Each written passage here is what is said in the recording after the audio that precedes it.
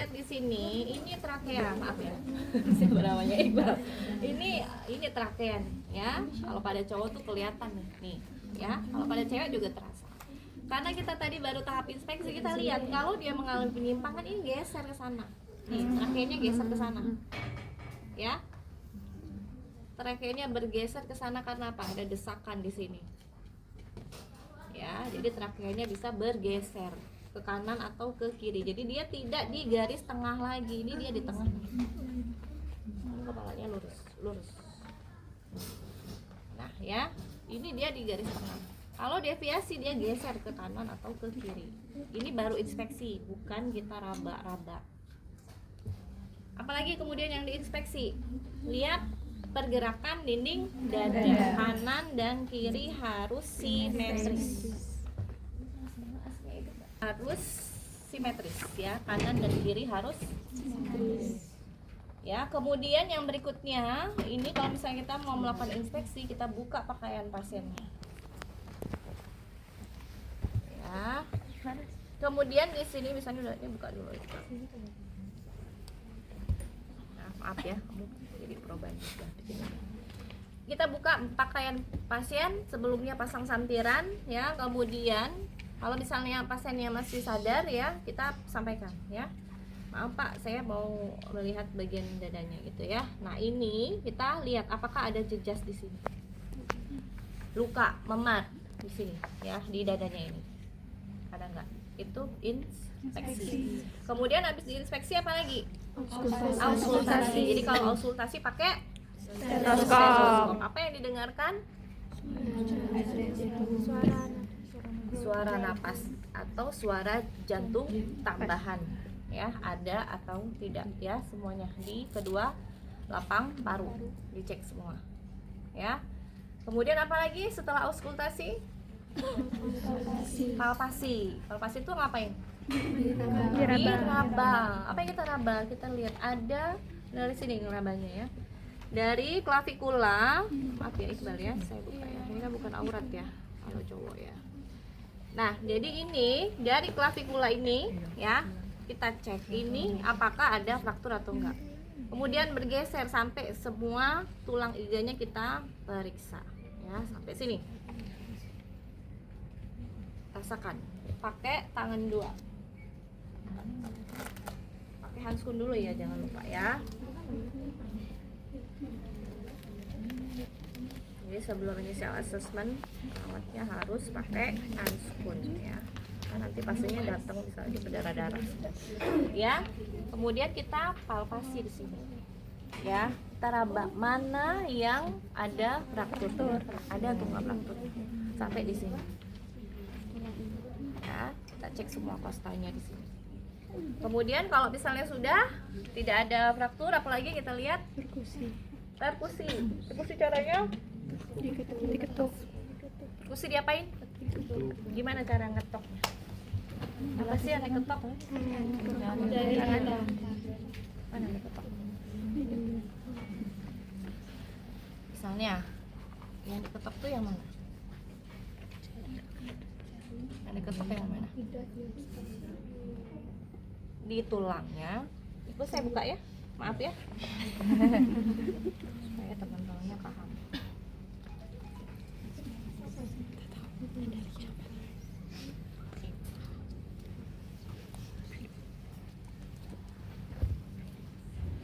Yang diketuk yang di mana? Di antara tulang kostanya, bukan di tulangnya yang kalian ketok. Bukan tulangnya yang diketok, ya, tapi di antara tulang, ya. Di antara tulangnya, ini misalnya tulangnya di sini. Yang diketuk yang mana? Ini benar nggak? Yang mana yang diketuk? Di atas jari, ya. Karena kita mau mendengar ada nggak, apakah ada cairan, apakah ada massa atau ada udara yang mendesak berlebihan di dalam paru, ya. Jadi yang diketuk itu bukan tulangnya, tapi di antara ya, ketuk ya, kita palpasi. Kemudian kemungkinannya apa? Kalau ada sudah dari kita periksa IAPP ada 4 kemungkinan. Apa aja? Tampon ada jantung, darah semua, fraktur di sini, darah semua. Misalnya. Ya. Kalau misalnya terjadi pendarahan pada pasien ini, kalau tidak ada pendarahan, ya berarti lewat ya untuk pendarahannya. Berarti kita cek langsung tadi ya, nadi, CRT ya, kemudian tekanan darah kita cek. Ya. Kalau misalnya pasiennya ada perdarahan, ya, maka kita atasi perdarahannya dulu. Cara mengatasi perdarahannya, yang pertama kita lakukan pressure ya, jadi berikan penekanan pada daerah yang mengeluarkan darah ya. Misalnya dia darahnya itu di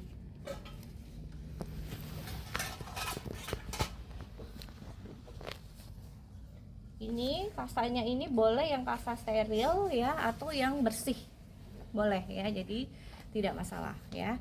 Nah kalau misalnya dia ada luka misalnya di kepala misalnya ya, misalnya di bagian frontal sini ya, di bagian sini nih luka misalnya.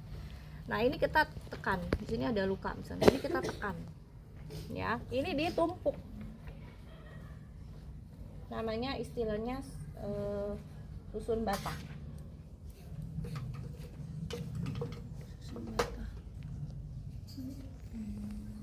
ya, tekan ya, jangan berharap cuma satu kasa ya, pasti banyak ya, atau jangan di situ deh, nanti kamu kesakitan. Di sini aja misalnya di sini dia ada fraktur ya, kamu pasrah aja ya Iqbal ya. Nah, misalnya di sini ya, misalnya ini ada fraktur ya di radiusnya atau di ulna. Nah kemudian di sini ada luka, jadi ini kita tekan ya, ini di direct pressure yang pertama. Yang kedua dilakukan apa?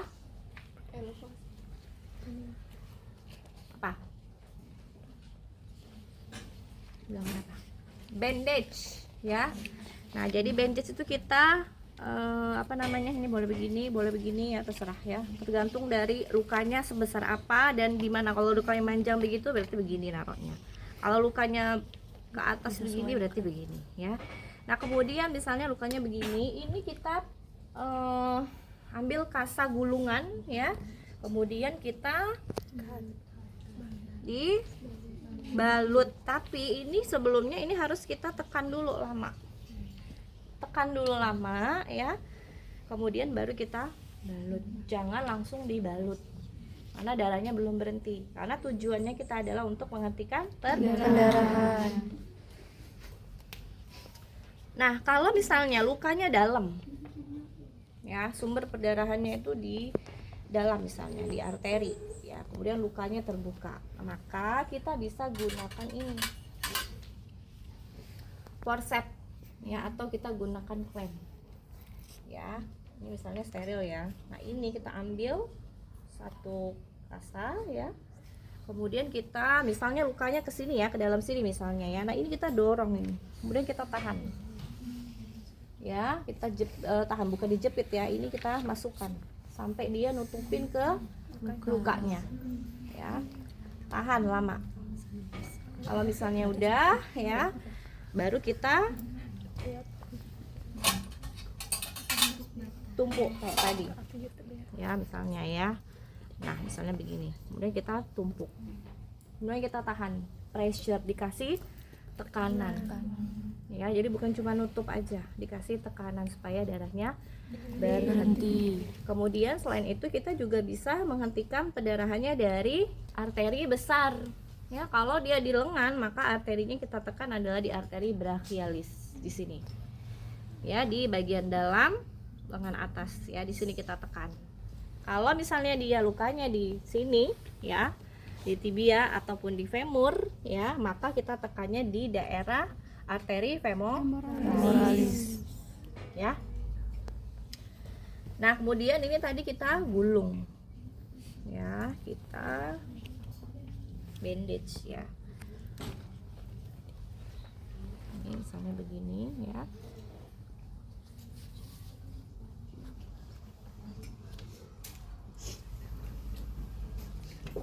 Kencengan nggak? Udah.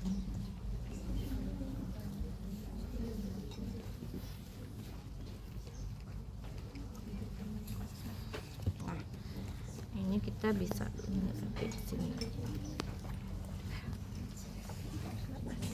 Nah, kemudian ini kita kasih plester misalnya, ya. Lalu kita kasih plester. Nah, kemudian cara yang ketiga adalah kita pasang bidai atau splinting. Ya Allah panasnya. Jangan sini bisa dibuka. Kalau buka aja. Ini kayaknya karena kita ngumpul. Sakitnya dengkul aku ya Allah. Iya sama dengkul aku duduk saya ini sakit. Lah terpencet. Nah. Dibayangin lagi. Ya itu semuanya ada. Kalau misalnya kita raba ternyata di ruas tulangnya ini ada fraktur ya lebih dari berapa kalau flail chest?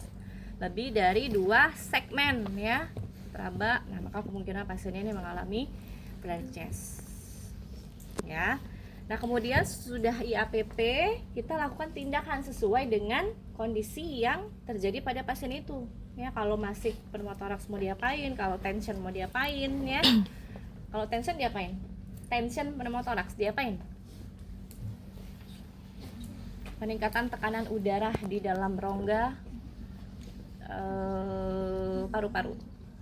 Mau diapain? Needle? Ini udah nggak belajar ini pasti. Needle chest, ya. Kalau flail chest mau diapain? Dikompresi. Dekompresi yang tadi, di dekompresi pakai needle chest tadi. Diapain kalau flail chest? Baca lagi, ya. Nanti ujian satu-satu initial assessment, bukan berkelompok. Oke ya. Nah kemudian tadi sudah kita atasi ya. Mulai harapannya kalau kita sudah mengatasi, saturasi oksigennya akan meningkat ya, membaik lebih dari 90%. Kemudian frekuensi nafasnya akan membaik. Sudah pasiennya sudah selesai di breathing, baru kita masuk ke sirkulasi. Ya, jadi urutannya seperti itu. Ya, atasi dulu di RW-nya, RW selesai baru ke breathing, breathingnya selesai baru ke circulation. Nah, kemudian apa yang kita lakukan di sirkulasi? Cek nadi ya. Kita cek nadinya ya. Cek nadi cukup di sini, nggak usah di karotis. Ya, kita cek nadi pasiennya. Ya, hitung berapa lama? 1 menit. 30 beda. Ya, hitung selama 1 menit. Ya, pakai jam tangan. Ya, lihat jam tangannya. Kemudian sambil menghitung frekuensinya, kita perhatikan ya kekuatan dari denyutannya. Cepat atau lambat ya. Kemudian setelah cek nadi kita ngapain?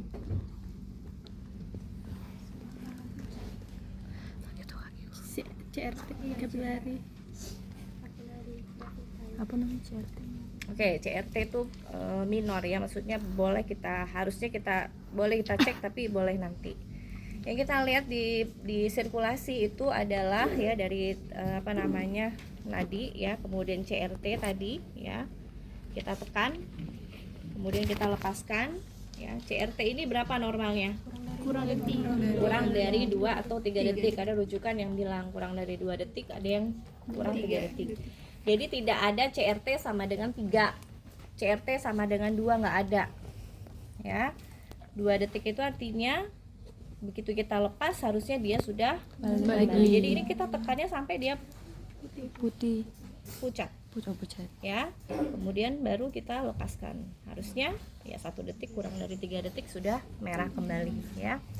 Nah kemudian kita lihat juga kalau misalnya di sirkulasi apakah ada perdarahan atau tidak. Ya, perdarahan yang tampak dulu ya, karena kalau yang nggak tampak misalnya dia ada, kita harus pasang kateter. Apa ini? Untuk menilai ya apakah intervensi atau terapi yang kita berikan itu efektif atau enggak. Cara melihatnya dari mana? Dari pengeluaran urin.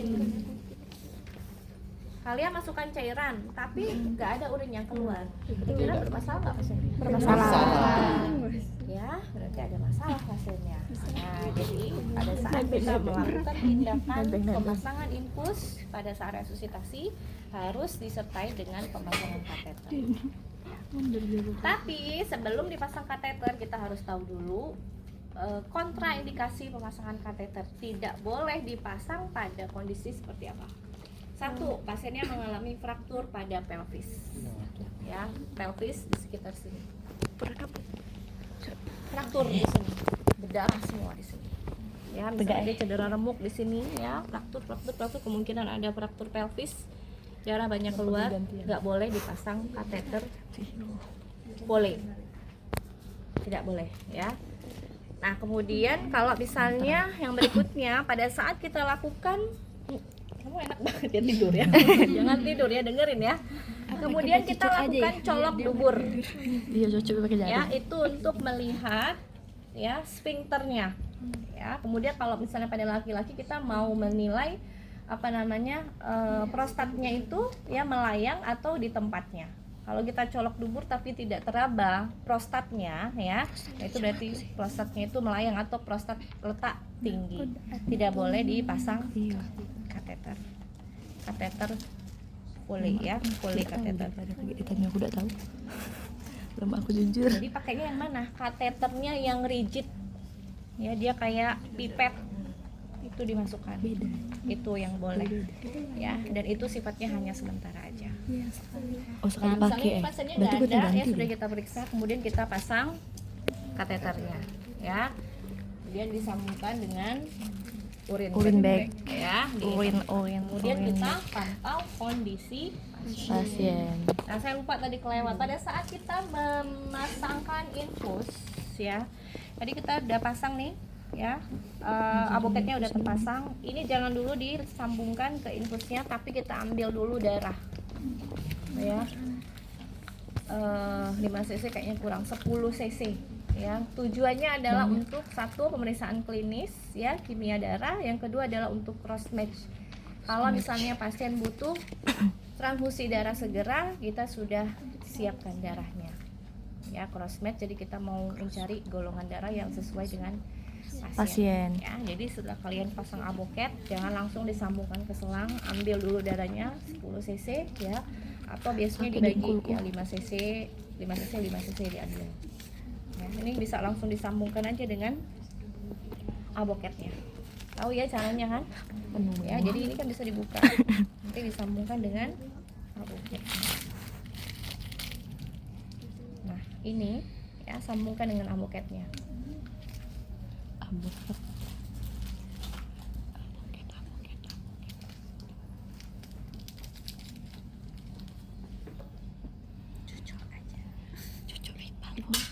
Nih ya, kalau misalnya dia udah masuk kan begini bentuknya. Tuh, masuk ya. Misalnya ya. Ini kan kecil nih. Ini udah masuk misalnya, ini ke dalam. Nah, ini kita putar di sini. Ya, kemudian kita ambil darahnya. Ya, begitu. Atau misalnya yang lebih bagus lagi di rumah sakit itu dia punya spet yang langsung nyambung ke tabung. Coba Iqbal nih berat tidur. Panik dikit ya. Ya, kalau misalnya darahnya udah diambil, segera kirim ke laboratorium, jangan lupa. Ya, darahnya udah diambil nggak dikirim, nah ya. Jadi segera kirim ke laboratorium untuk diperiksa tadi ya, cross match golongan darah sama cek lab ya, kimia klinik atau darah rutin ya. Ini ya. Nah, udah semua koordinasi dengan dokter, sampaikan segera ya, kita bisa berikan agen hemoragik. Jadi dia untuk menghentikan obat-obatan ya, untuk menghentikan perdarahan. Kalau misalnya udah dikasih agen hemoragik juga masih perdarahan, maka segera dilakukan pembedahan. Begitu, ya, selesai untuk sirkulasi. Ya, kalau misalnya pasien sudah dalam kondisi stabil, tadi sudah teratasi ya, kemudian urin outputnya sudah keluar, misalnya tadi cairan kita masuk, urin outputnya keluar, kita hitung. Urin output itu normalnya untuk dewasa adalah 0,5 cc per kilogram berat badan per jam dewasa. Anak-anak 1 cc per kilogram berat badan per jam. Bayi 1,5 ya. Jadi semakin rendah usianya, semakin kecil usianya, kebutuhan cairan semakin banyak ya. Kalau di tubuh orang dewasa berapa persen cairan? 90. Kerendam namanya 90. Berapa persen cairan di dalam tubuh kita dewasa? 60% cairan. Ya. Kalau pada anak-anak 80% ya, pada bayi. Ya, pada bayi itu 80%. Cairannya jadi banyak sekali ya, butuh cairan. Nah ya, jadi kita hitung ya, kalau misalnya udah keluar urinnya bagus ya, kemudian kita hitung urin outputnya sesuai, maka sudah dinyatakan bahwa pasien ini dalam kondisi yang stabil. Kita lakukan disability berikutnya ya, disability saya nggak bahas. Itu untuk sirkulasi. Ada yang mau ditanyakan?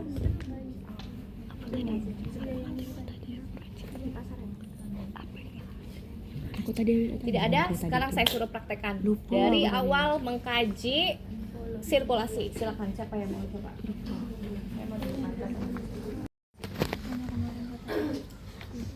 ya, jadi di sini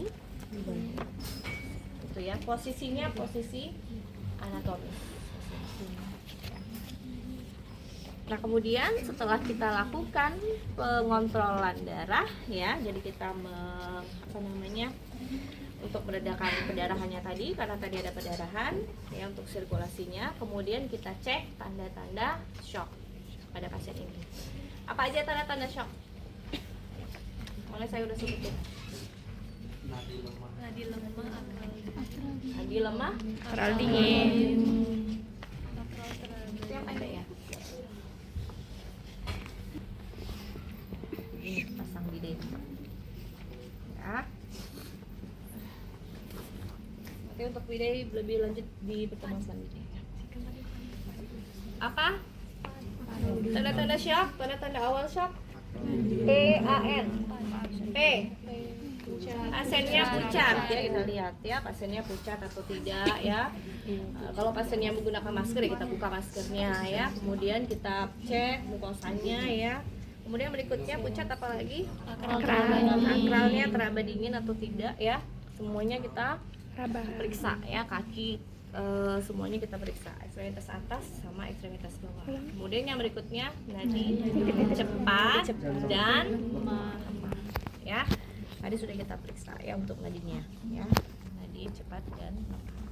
Kalau misalnya dijumpai tanda-tanda shock ya, kalau tidak terjadi tanda shock ya udah ya, berarti pasiennya dalam kondisi yang stabil, kita lanjutkan ke disability ya.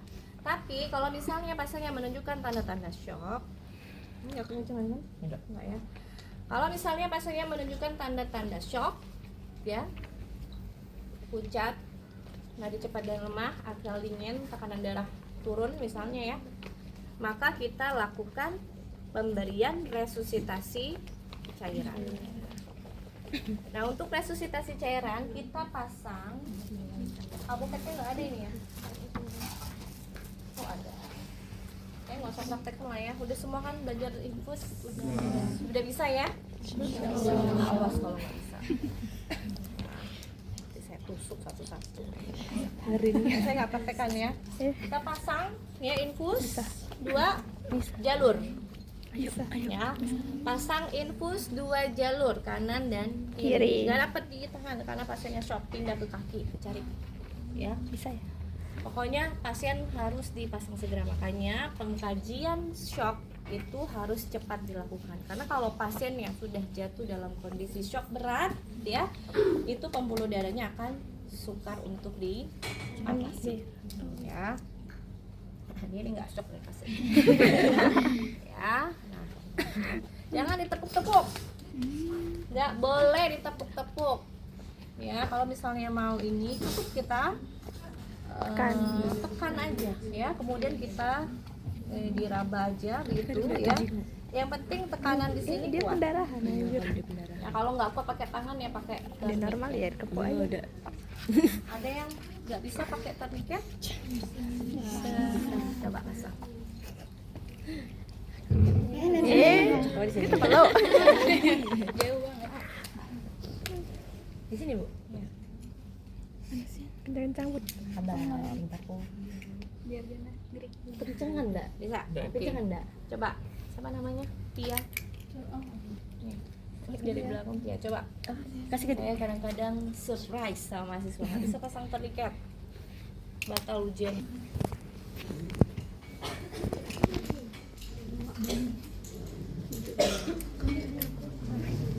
Oke, misalnya ini tiketnya ya udah kita kuatkan. Nah, kemudian kita tinggal dipalpasi aja ya. Yang mana? Ya, penuh darahnya. Nanti dia akan muncul sendiri karena sudah ada tekanan positif. Jadi jangan dipukul-pukul. Jangan juga ya kalau pas di IGD itu jangan di stewing. Ya, pasiennya boleh disuruh genggam ya, jangan di stewing begini. Ya, nggak boleh. Ya, sebenarnya kalau ditekan aja pakai ini dia keluar, muncul. Ya, kemudian kita sambil palpasi, jadi nggak perlu di stewing. Ya, apalagi ini pasien di IGD, nggak tahu ini ada dislokasi sendi atau tidak, ada fraktur atau enggak ya. Anda begini ternyata dia fraktur ya, frakturnya di sini cedera rambut segala macam ya, Anda penyebab pencacatan pasien seumur hidup ya. Nah, kemudian kalau sudah kita pasang 2 jalur ya, di kanan dan di kiri atau di kaki ya, berseberangan kanan kiri ya. Nah, untuk cairannya, ini cairan yang kita gunakan adalah cairan NaCl. Nggak ada NaCl, Bu, adanya RL. Boleh ya, yang penting kristaloid. Ya, kenapa cairan kristaloid? Karena cairan kristaloid itu adalah cairan resusitasi. Ya, artinya dia dengan cepat akan menggantikan cairan di dalam tubuh ya, atau darah akibat perdarahan tadi, karena darahnya banyak keluar. Nah, untuk kelas perdarahan ya, kita juga harus paham. Jadi ada 4 kelas perdarahan. Ya, yang pertama adalah kelas 1, kalau misalnya perdarahannya kurang dari 15% dari total cairan tubuh. Ya. Tanda-tanda shocknya apa? Ya, kalau tanda-tanda shock di kelas perdarahan 1 itu tidak tampak, pasiennya masih dalam kondisi sadar, ya. Nadinya masih normal, tekanan darah masih normal, semuanya masih normal. Karena kehilangannya hanya 15%. Kelas perdarahan yang kedua itu 15 sampai 30%. Nah, di sini sudah mulai terjadi penurunan tekanan darah, ya. Kemudian nadi meningkat sedikit. Tapi pasiennya dalam kondisi yang kondisinya masih sadar. Ya. Kemudian yang berikutnya, yang kelas perdarahan ketiga itu adalah kalau misalnya perdarahannya berapa tadi? 30 sampai 4% dari total tubuh, ya, total cairan tubuh. Nah, di sini muncul tanda-tanda shock. Ya, akral dingin yang tadi ya. Akral dingin, pasiennya pucat, tensi turun, nadi cepat ya, nadinya lemah, pasiennya mengalami penurunan kesadaran. Ya, sudah tidak kompos mentis lagi ya. Ada juga pasiennya yang gelisah. Ya, pasiennya gelisah.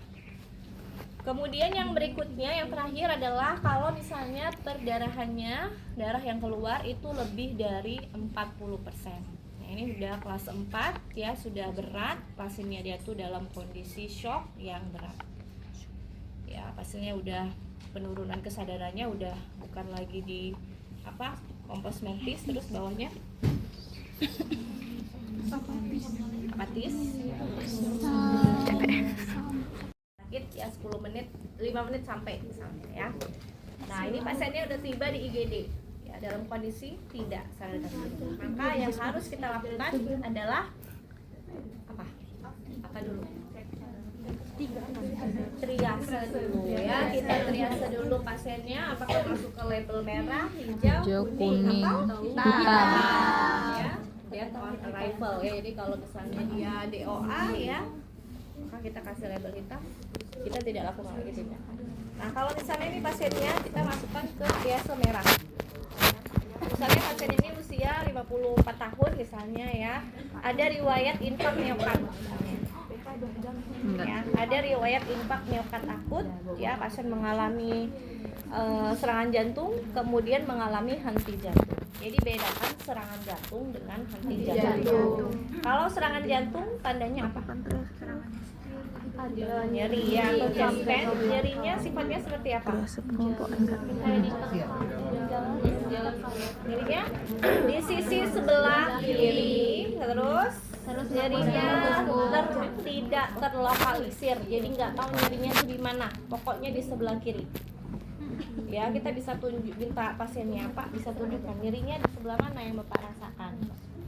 Misalnya katanya di sini ya. Berarti ini bukan, kemungkinan besar bukan karena nyeri dada. Kalau nyeri dada dia bilang nggak tahu, pokoknya nyerinya di sini lah. Rekamin. Ya. Kamu yang begitu. Ke lengan kiri atau enggak? Ya, kalau nyeri yang pada angina atau serangan jantung atau pada infak miokard, nyeri dada di sebelah kiri, nyeri tidak terlokalisir, nyeri menjalar ke rahang, punggung, lengan kiri, ya. Nyerinya tidak hilang dengan istirahat, ya. Kemudian nyerinya berlangsung bisa lebih dari 30 menit. Itu ya. Kalau tidak diatasi segera, pasiennya bisa mengalami henti jantung. Ya, jadi misalnya pasiennya mengalami penurunan kesadaran, tidak sadarkan diri ya, maka langkah-langkahnya untuk melakukan basic life support atau bantuan hidup dasar ya. Yang pertama itu kita harus memastikan dulu keamanan. Jadi saya jelaskan sedikit ya. Nanti kalian baca di PPT saya, nanti saya kasih materinya. Jadi ada namanya basic life support atau bantuan hidup dasar. Bantuan hidup dasar ini adalah serangkaian tindakan yang dilakukan untuk mengatasi pasien dengan masalah henti jantung atau cardiac arrest. Cardiac arrest seperti yang saya sampaikan itu bisa terjadi di mana aja, kapan aja, siapa aja. Ya, mau dia pejabat, mau dia anak-anak pun dia bisa mengalami henti jantung. Penyebabnya apa henti jantung ini? Ya, henti jantung ya penyebabnya adalah karena berhentinya aktivitas listrik jantung. Penyebabnya dari berhentinya aktivitas listrik jantung ini bermacam-macam. Di antaranya tadi satu, pasien mengalami infak miokard akut, serangan jantung tidak diatasi segera, henti jantung. Yang kedua misalnya pasiennya tenggelam ya, pada anak-anak misalnya ya, dia paru-parunya udah terendam penumpukan cairan ya, kemudian jantung tidak bisa berkompensasi lagi ya, akhirnya jantungnya tidak berdenyut ya, henti jantung. Kemudian apalagi, tersengat listrik, kesetrum ya, banyak ya kasusnya orang kesetrum meninggal ya. Itu karena listriknya jantungnya bermasalah. Nah, itu ya diantaranya. Kemudian penyebab-penyebab lain misalnya karena gangguan pada metabolisme yang sifatnya gawat darurat, misalnya kegawat daruratan diabetes mellitus ya, keto diabetikum misalnya ya, keto acidosis diabetikum ya. Nah, itu bisa menyebabkan gangguan metabolisme yang bisa menyebabkan terjadinya cardiac arrest. Kemudian cardiac arrest ini bisa terjadi di mana aja, mau di rumah, di kolam renang, lagi olahraga, ya, lagi ke pasar, lagi jalan-jalan, bahkan di rumah sakit itu sendiri dia bisa mengalami cardiac arrest. Kalau di rumah sakit ya, jadi untuk henti jantung itu ada dua tipe. Yang pertama adalah intra hospital cardiac arrest atau henti jantung yang terjadi di dalam rumah sakit. Yang kedua out hospital cardiac arrest, henti jantung yang terjadi di luar rumah sakit. Sebelum ke rumah sakit. Ya. Kalau misalnya dia terjadinya di dalam rumah sakit, maka ada namanya tim code blue. Ya. Tim code blue ini adalah tim gawat darurat yang ada di rumah sakit ya. Jadi di setiap ruangan itu punya tim code blue ya. Walaupun dia di bangsal biasa, di medical bedah, di anak itu ada tim code blue-nya. Tapi ada juga rumah sakit kecil yang tim code blue-nya cuma satu ya, satu. Jadi kok misalnya ada apa namanya, itu setiap shift itu beda-beda nanti timnya. Nah, untuk tim code blue ini nanti tugasnya adalah melakukan resusitasi jantung paru ya, untuk menangani pasien.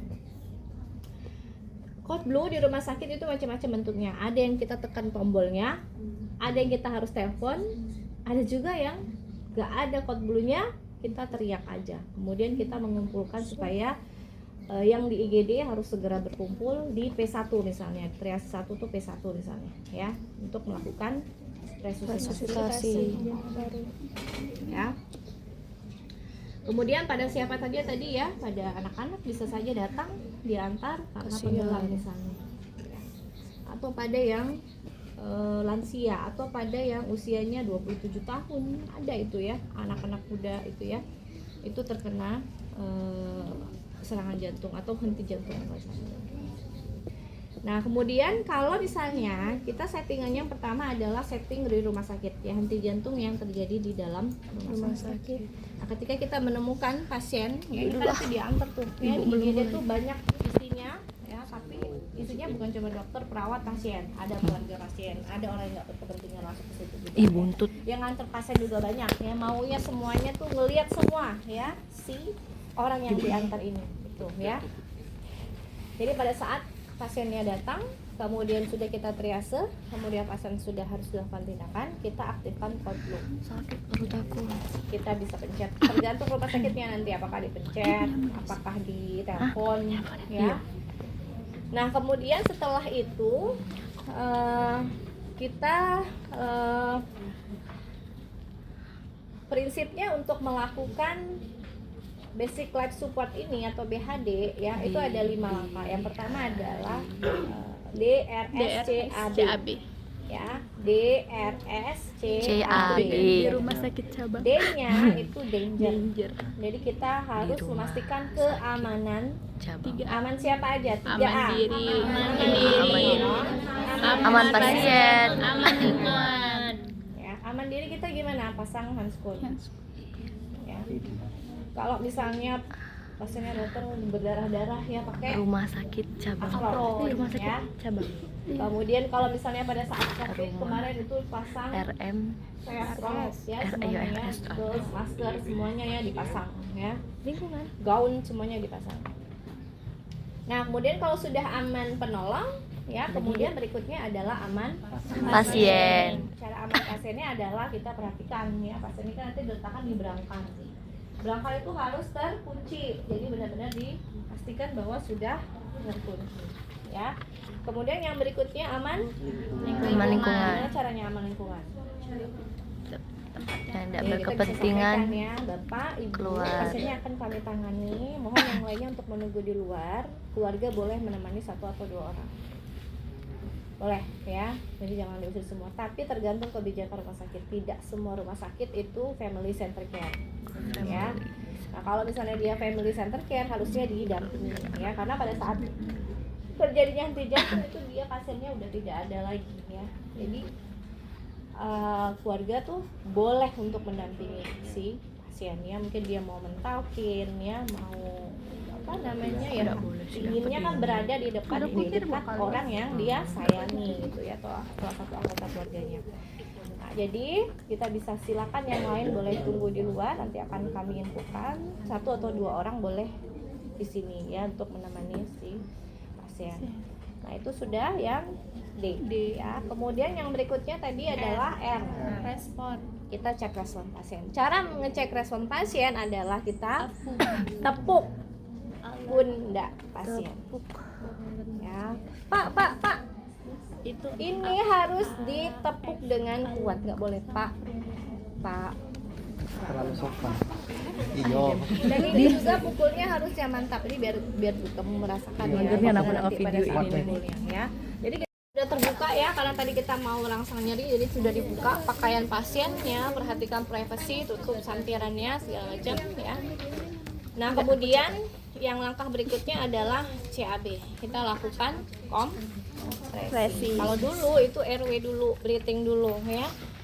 Tapi sejak AHA yang tahun 2015 kalau nggak salah itu sudah berubah, jadi AHA itu adalah pedoman yang digunakan di seluruh negara ya, dari American Heart Association untuk langkah-langkah dalam melakukan basic life support ya, dan juga ACTLS ya, Advanced Cardiac Life Support and Trauma. Nah, jadi dia setiap 5 tahun diperbarui. Nah, yang terbaru ini adalah 2020 yang masih dipakai, nanti 2025 itu muncul lagi yang baru. Apakah nanti akan berbeda lagi urutannya ya, kita nggak tahu ya, karena nanti dari berdasarkan evidence dan segala macamnya. Itu perubahan itu dari 2010 ke 2015 tidak lagi menggunakan ABC. Kalau dulu tuh kita cek dulu jalan nafasnya, kita breathingnya dulu, kemudian baru kita sirkulasi. Kemudian look, listen, and feel itu semuanya di yang lama ya. Nah, sejak yang di 2015 itu masih pakai look, listen, and feel, tapi sudah berubah jadi CAB. Yang pedoman yang baru 2020 tidak ada lagi look, listen, and feel ya. Jadi kalau kalian pelatihan masih pakai ABC, masih pakai look, listen, and feel, itu jadul ilmunya ya. Karena untuk pelatihan BCTLS, Basic Cardio Trauma Life Support ini kurang lebih 3 jutaan, lebih ya 3.500.000. Itu dapat sertifikat seumur hidup, kita bisa memberikan RJP ya. Kalau yang pelatihan BHD-nya murah, cuma 250. Circulation ya, C. Circulation ini adalah kita melakukan resusitasi jantung paru ya. Jadi RJP atau resusitasi jantung paru atau bahasa Inggrisnya cardiopulmonary resuscitation itu adalah bagian dari BLS. Jangan kebalik ya. Apa yang kita lakukan pada pasien ini? Yang kita buka tadi, sudah buka bajunya. Kemudian kalau misalnya posisinya tadi pasiennya kan di atas di tempat tidur, jangan digotong ke bawah pasiennya ya. Ini contoh aja ya. Kalau pada real life-nya nanti dilakukan tindakannya di atas tempat tidur. Tempat tidur itu kan empuk ya, empuk nggak? Timbang sama Wahid, empuk ya. Itu harus dipasang papan pengalas lagi ya, yang akan menahan tekanan dari atas, karena kita akan memberikan tekanan. Kalau kalian tidak pasang papan di bawahnya, dia merosot ke dalam. Enggak masuk. Jadi nggak ada tekanannya ke jantung. Ya, kalau ada papannya, ini papan di bawah. Ini tubuh si pasien tadi ya, si Bapak Rido tadi. Kita kompresi, nahan dia. Jantungnya terpompa. Tapi kalau ini nggak ada papannya, ini empuk ya, ya dia bisa ke bawah aja terus ya, dia nggak ada tahanannya. Paham ya? Bisa dipahami ya prinsipnya ya. Nah, kemudian posisi penolong itu kita naik ke footstep atau ke tangga. Ada nggak di sini? Keluarin ya. Footstepnya ya, ada tangganya itu yang ada 3 tangga, naik ke atas itu ya, sampai dengan posisi tangan kita itu 90% dari dada si pasien. Capek begini. 90%. Jadi bukan begini. Harus lurus. 90% begini. Ya, tegak lurus dengan tempat kompresi. 5,5B udah. Bahkan kalau misalnya pakai tangga itu gini, yang pendek misalnya ya, maka kita naik ke tempat tidur, kita lakukan di samping pasien. Pastikan bahwa brangkarnya itu sudah terkunci. Gitu ya. Nah, kemudian setelah itu setelah posisi penolong ya, dan juga posisi korban tadi sudah kita pastikan bahwa pasien ini berada di dalam di atas tempat yang keras dan juga datar ya. Jadi dipasang papan. Di rumah sakit ada papan khusus untuk resusitasi atau menggunakan long spine board ya, jadi papan untuk transportasi ya, itu bisa digunakan. Papan yang orange. Nah, kemudian yang kedua adalah kita cek nadi karotis ya.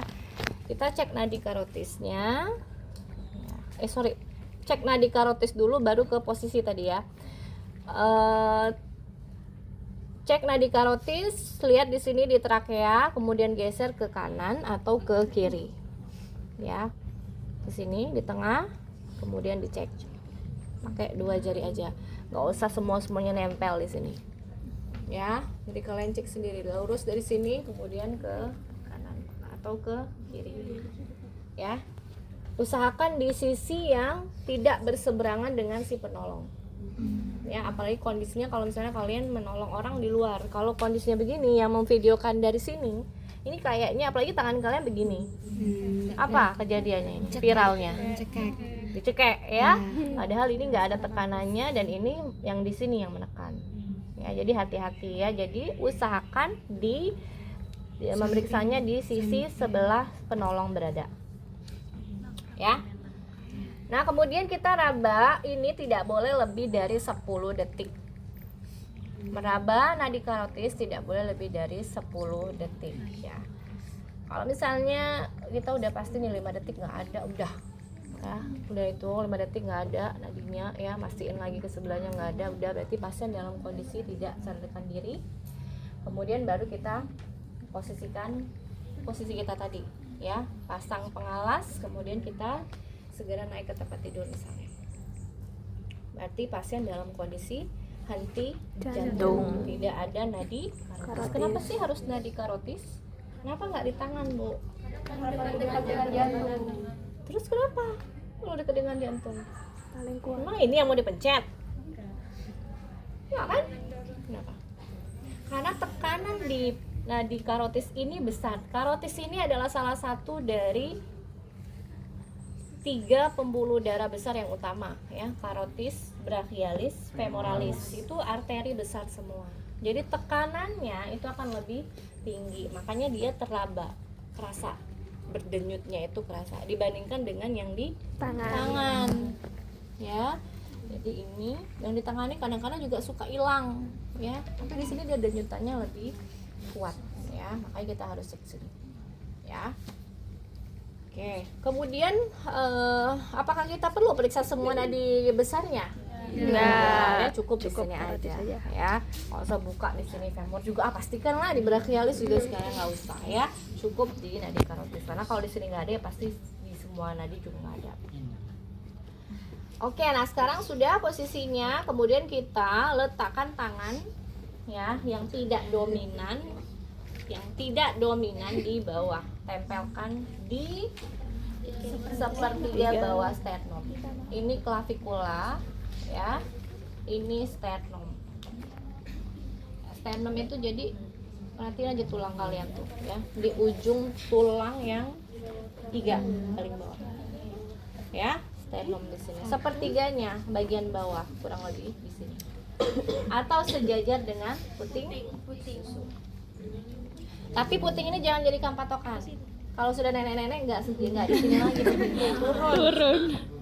Ya, atau pada kakek-kakek karena kulitnya sudah tidak tidak elastis lagi ya, jadi pasti dia akan turun ya. Nah, jadi ini patokannya tetap sebaiknya di sternum. Tapi kalau misalnya yang masih muda ya, kita bisa patokan yang laki-laki juga ya, yang paling gampang itu kita bisa lihat dari puting susu.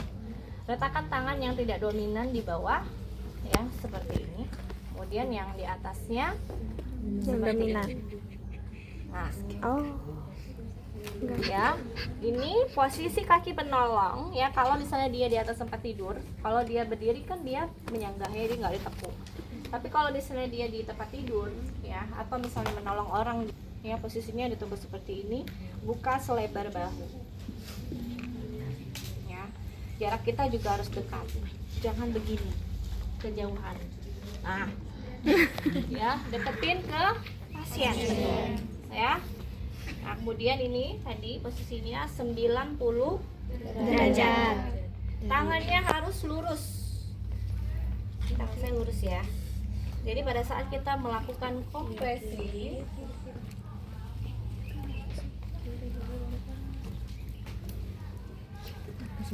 saat kita akan kompresi ini nggak boleh bengkok. Tekanannya adalah tekanan dari bahu, bukan dari tangan sini. Sampai, tapi dari bahu ya, bahunya yang mendorong. Nah, sekarang kita lakukan kompresi sebanyak 1 siklus kompresi itu sama dengan 30 kompresi berbanding dengan 2 ventilasi. Kalau sambungin ke oksigen. Coba ini. 30. Ya, 30 kompresi satu siklus RJP sama dengan 30 kompresi berbanding 2 ventilasi. Oke ya.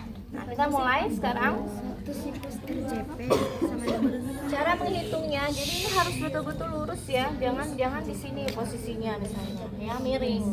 Ya begini. Ya, jadi benar-benar lurus ya. Pokoknya posisinya kita posisi yang mantap supaya tekanan yang kita berikan itu kuat. Kecepatan kompresi adalah 100 sampai 120 kali per menit dengan kedalaman pada dewasa 5 cm ya, atau 5 sampai 6 cm, 5 cm lah ya. Oke ya. Kita hitung kalau untuk kita memberikan, jadi ini di sini ya. Ini sternumnya ya. Nah, tangan kita letakkan di sini, tumitnya ya. Kemudian kita lakukan kompresi, hitung sampai 30. Hitung ya. 1, 2, 3, 4, 5, 6, 7, 8, 9, 10, 11, 12, 13, 14, 15, 16, 17, 18, 19, 20, 21, 22, 23, 24, 25, 26, 27, 28, 29, 30. Udah 30 kali. Ya, jadi ngitungnya 1 sampai 30. Jangan diulang. 1 sampai 10, 2, 1, 2, 3, 20, 1, 2, 3, 30, nggak boleh lagi. Jadi harus dihitung sampai 30 supaya yang si kompresor berikutnya itu tahu berapa jumlah hitungannya ya. Oke, sudah kita lakukan kompresi, berikutnya kita lakukan ventilasi.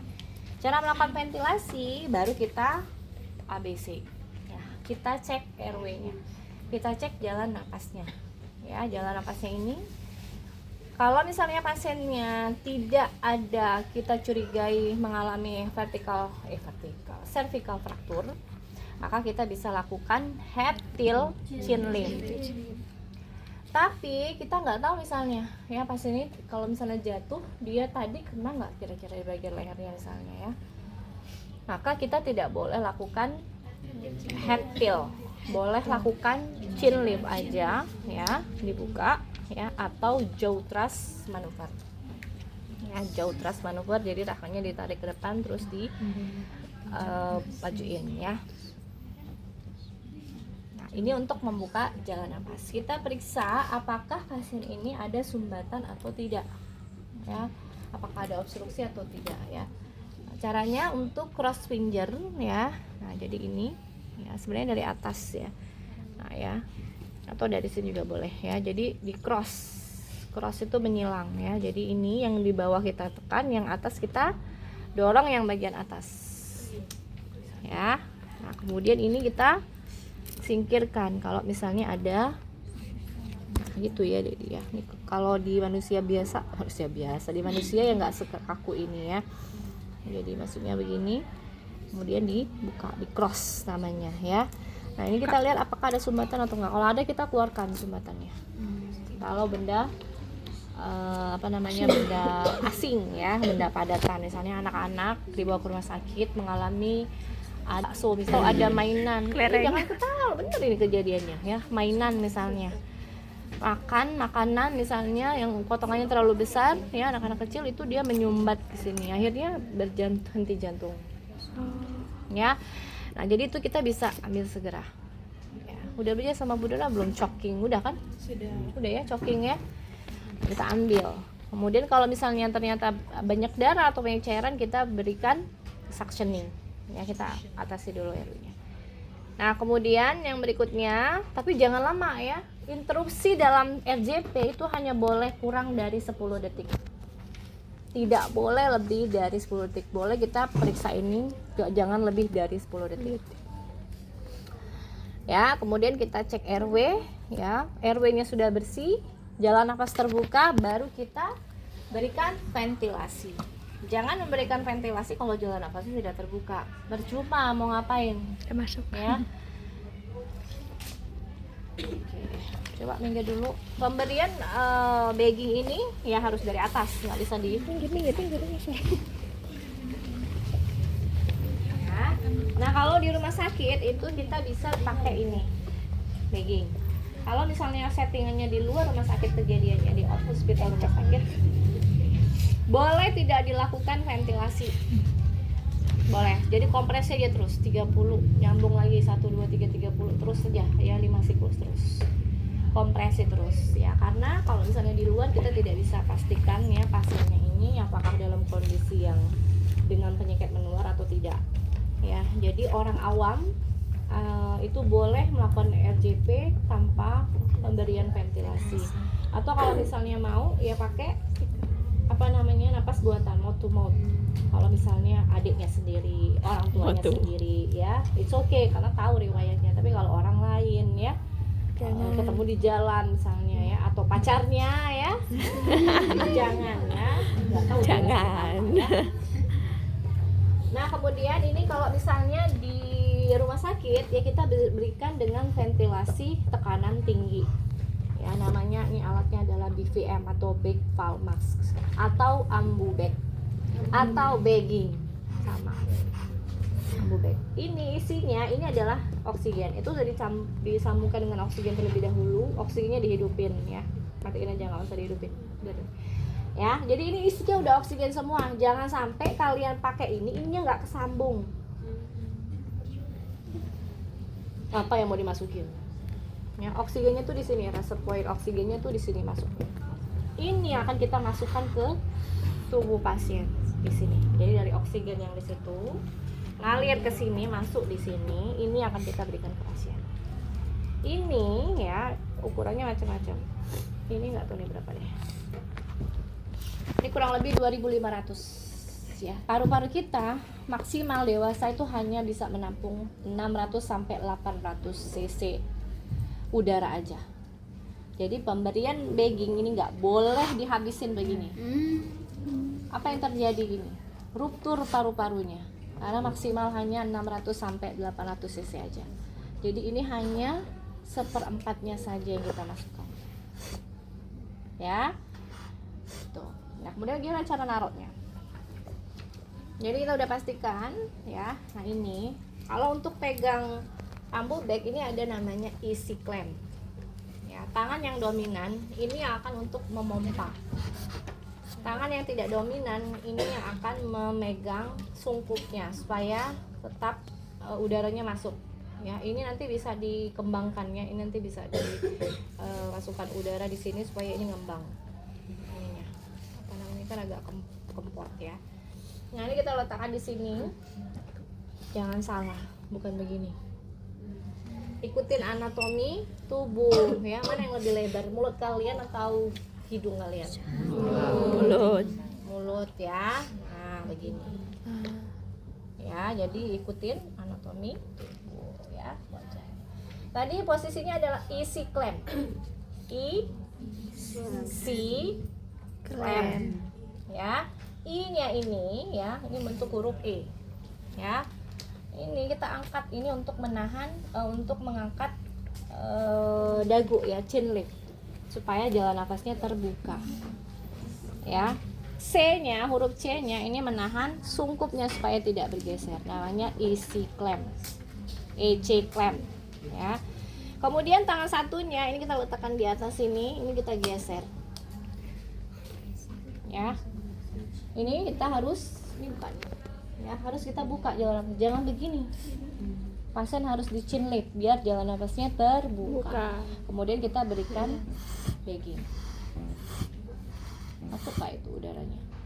Sambil kita lihat pergerakan dinding dada. Ya. Lihat pergerakan dinding dadanya. Ventilasi diberikan sebanyak 2 kali ya. Jadi ventilasi kita hitung begini. 1.000, 2.000, 3.000, 4.000, 5.000, 6.000. 2 kali aja ventilasi ya.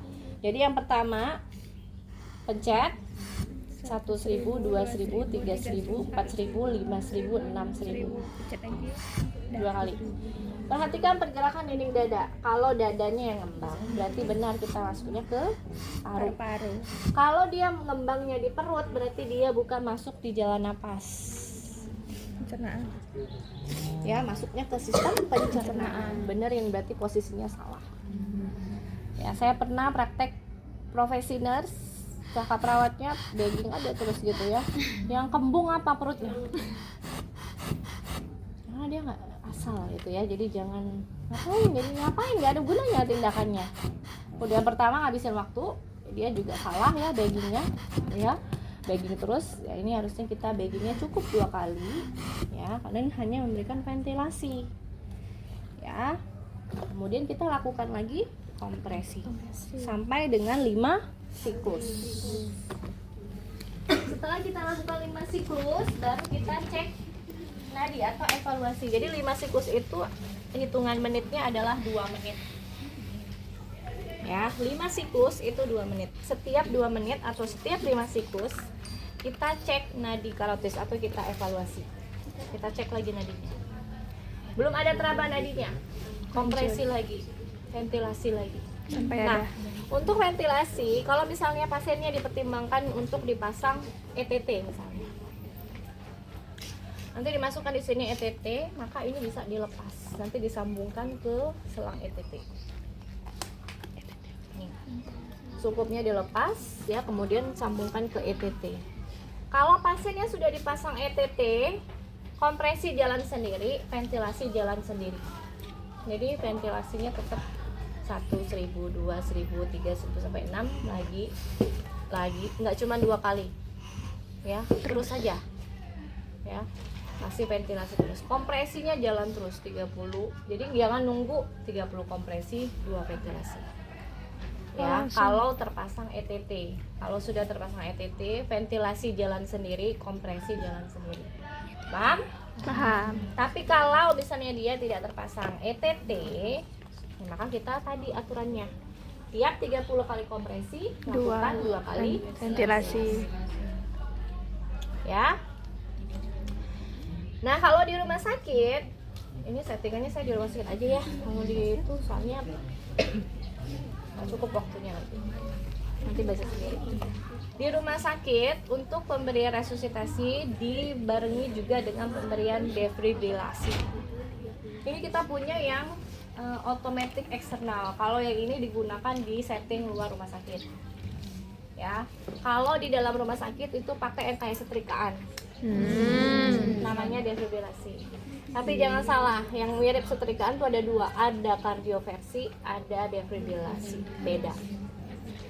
Kardioversi indikasinya dilakukan pada pasien yang mengalami gangguan irama jantung, dia belum henti jantung, ya. Jadi diberikan kejut listrik supaya listriknya itu berubah iramanya. Jadi pasiennya sadar, pasiennya bukan sadar ya, pasiennya koma mungkin, tapi ada irama jantungnya, misalnya dia bradikardi misalnya 40, di bawah 40 misalnya. Nanti biasanya dokter akan menyampaikan ke keluarga, mau nggak kalau misalnya kita di restart istilahnya, ya, kita restart lagi jantungnya si pasien ini. Tapi efek samping dari kardioversi bisa terjadi cardiac arrest kalau gagal. Kalau berhasil, iramanya bisa bagus lagi, namanya merestart HP, kayak kalian restart HP itu ya. Kalau misalnya keluarga menolak, ya udah tidak kita lakukan, ya. Itu untuk kardioversi. Nah, kalau misalnya defibrilasi hanya dilakukan ketika irama ketika denyut nadi sudah tidak ada, ya, pasien sudah mengalami henti jantung, baru dilakukan defibrilasi. Itu bedanya, ya, defibrilasi dan kardioversi. Nah, sekarang kalau misalnya di rumah sakit settingannya untuk pemberian defibrilasi itu ada syaratnya. Ya, kemarin saya kasih tugas, ada namanya irama EKG letal. Siapa yang ngerjain? Jadi kerjanya belum EKG letal. Ya, jadi EKG letal itu ada 4. Pada kegawat daruratan jantung itu ada nama istilahnya aritmia atau aritmia letal, ya. Aritmia letal ini ada 4. Yang pertama adalah ini sini. Ini caranya begini ya, tangannya begini di belakang kita masuk ya dia kan baring, jadi kita masuk ke dalam situ kemudian kita tekan. Oh, di sana. Jadi kita tekan. Itunya. Di Atasnya. Oh, yang lubang ini. tulang masih dua yang nggak berasa. Sini ke tulang. Bocahnya. Nenek. Nih. Biasanya dia agak kecil. Sini, Nen. Kalau kurus dia cakep. Nah, Ya, kemudian kalau sudah kita beri rasa boleh kompresi. Jadi pada saat kita akan setelah dilakukan kompresi 30 kali ya, cek tidak ada nadi, lakukan SAS ya, stop kompresinya, analisis irama jantungnya, switch tuker si kompresor kalau mau tukeran sama yang ventilasi. Misalnya dia udah capek ya, misalnya udah capek tukeran sama yang ventilasi, tukeran switch ya. Nah, kalau misalnya tadi sudah tuker, iramanya sudah terbaca, muncul irama asistol misalnya. Kalau asistol di shockable atau enggak? Tapi ada namanya protokol flat line atau protokol untuk asistol. Flat line itu asistol itu kan flat line, jadi datar ya guys. Ini kita harus yang pertama ada protokolnya itu, yang pertama itu kita besarin zoom EKG-nya. Di zoom monitornya apakah betul dia asistol atau dia ventricle fibrilasi, karena mirip. Bisa aja settingan EKG-nya itu dibuat lebih kecil. Ya. Jadi yang muncul itu kayak asistol, tapi padahal dia begitu kita zoom ternyata ventricle fibrilasi. Ya, jadi harus dipastikan di zoom. Gitu, ya. Untuk flat line protokolnya kita pastikan itu. Ya, apakah betul pasien ini mengalami asistol atau tidak. Nah, kalau misalnya sudah dipastikan bahwa pasien ini mengalami asistol misalnya ya, maka berikan epinefrin, tidak diberikan defibrilasi, tidak boleh di epinefrin. Nah, sekarang kondisi misalnya ternyata ventricle fibrilasi pasien ini, maka kita berikan shock. Atau dia ventricle tachycardia. Kalau ventricle tachycardia kita cek dulu ada nadinya atau enggak, jangan lupa ya, di irama itu, di EKG itu tampilannya ya, di monitornya. Kalau misalnya dia tidak ada nadi berarti boleh di shockable. Nah, kemudian untuk shocknya, karena itu adalah memberikan tegangan listrik ke jantung ya, maka kekuatan listriknya, kalau jadi jenisnya itu di defibrilasi ada dua, satu yang monofasik, ada sama yang bifasik. Kalau yang bifasik 120 sampai 200 joule kekuatannya dalam satu kali kejut listrik. Kalau yang monofasik itu kekuatannya 300 joule. Ya, jadi nanti tergantung dia jenisnya yang monofasik atau yang bifasik. Ya. Nah, kemudian kita langsung berikan. Jadi dia kayak setrika ya, kalian coba coba. Misalnya ini dia kayak setrika ya, penempatannya satu di atas sini, satunya di sini. Nanti ada pencetannya atau pedalnya itu untuk menekan. Nanti si komandonya bilang everybody clear gitu ya. I'm clear, jadi yang megang defibnya akan tempelkan di sini ya. Kemudian nanti dia sambil ngecas ya, nanti ditempel di sini. Kemudian dia bilang I'm clear, patient clear, everybody clear, baru di shock. Jadi nggak boleh ada yang pegang pasien. Ya, tidak boleh kompresi lagi ini nggak boleh. Ya. Ini harus dilakukan cepat karena interupsi hanya boleh 10 detik saja ya. Kemudian kalau sudah kita letakkan lagi di tempatnya, nanti dia ngecas listriknya, ngecas lagi. Gitu ya. Pada saat pemberian ini baju semuanya dibuka. Ya. Ada pakai baju pasiennya karena ini harus bersentuhan dengan kulit. Makanya kalau pasien yang habis diberikan defibrilasi itu gosong. Kalian yang listrik bayangin ya, tekanannya 300 joule misalnya ya, itu diberikan. Nah, nanti sudah selesai ya, sudah selesai dilakukan defibrilasi, kompresi lagi, kompresi ya. Habis dikompresi kemudian di ventilasi lagi Ya, cek lagi nadi karotis. Belum ada nadinya. Berikan lagi, kejut lagi. Baca lagi irama jantungnya. Baca irama jantungnya, beri kejut listrik lagi kalau iramanya shockable. Sudah 2 kali dikasih defibrilasi, baru boleh masuk obat. Yang pertama yang kita masukkan adalah epinefrin. Ya, cara masukin epinefrin, 1 ampul itu isinya 1 mg.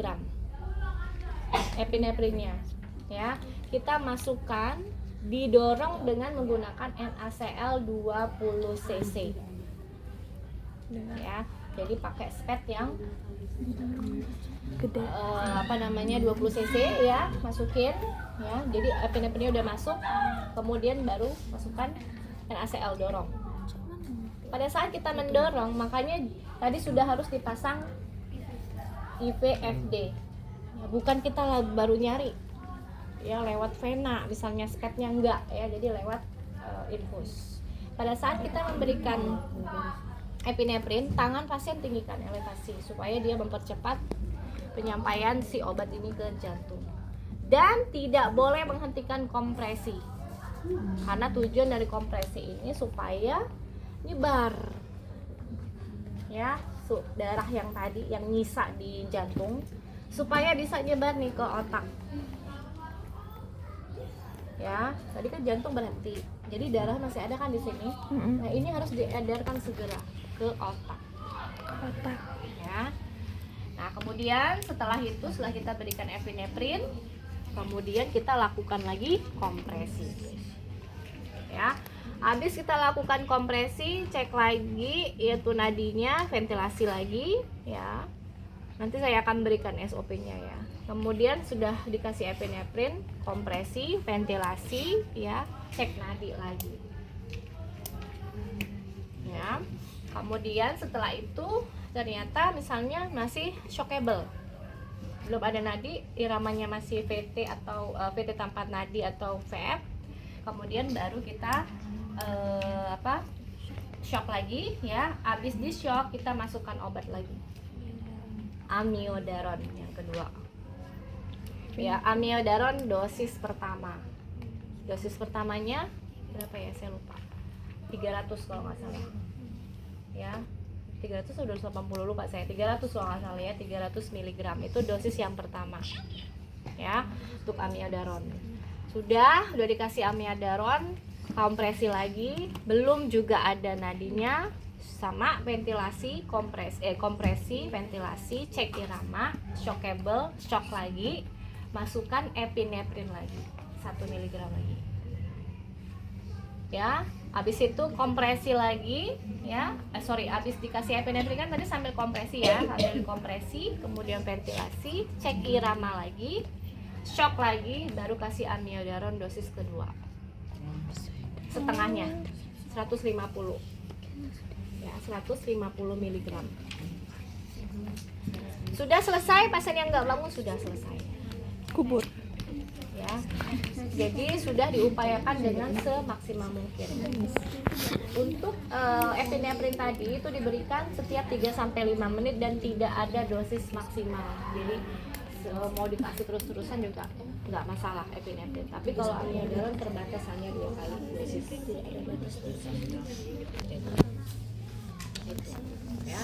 Nah, kalau misalnya pasiennya yang non shockable, misalnya dia menunjukkan irama WA, ya,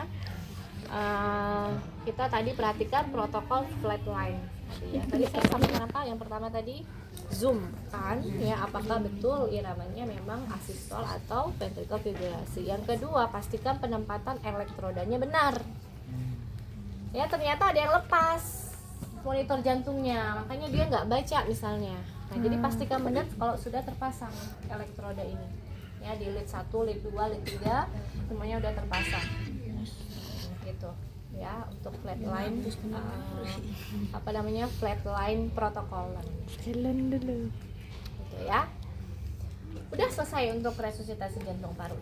Jadi seperti itu kira-kira gambarannya kalau misalnya ya, kita sambungkan, kemudian ini kita buka ya. Ini ya, kita bisa ini yang kedua ya, bisa letakkan di sini atau di sini ya, di tengah kalau di belakang ya. Nah ini misalnya di sini posisinya, satunya di sini. Ada tandanya ya, jadi orang awam tuh bisa pakai. Dekat ya, nggak usah saya buka lagi, inilah ya, kira-kira begitu ya. Yang satunya tetap kompresi, terus hidupin alatnya, nanti dia kasih tanda disuruh ngapain. Mode dewasa. Ini yang mode dewasa ya. Tempelkan pad pada kulit pasien. Silakan ikuti petunjuk pada gambar yang terpasang di unit AED. Sambungkan pad AED pada konektor AED dan ikuti petunjuk pada gambar. Nah, ya. Nanti dia mulai merekam iramanya. Ya.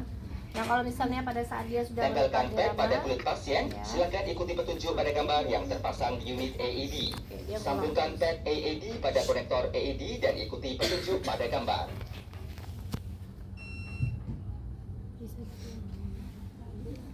Nah ya, jadi dia ngulang terus karena dia nggak bisa baca, ini kan mannequin ya. Nah nanti kalau misalnya dia membaca irama jantungnya ya, pada saat dia membaca irama jantung kita tidak lakukan resusitasi ya. Kemudian nanti setelah dia membaca, kalau misalnya iramanya irama shockable ya, nanti dia akan ngomong ya, misalnya pasien menunjukkan irama apa, kan tombol shock katanya.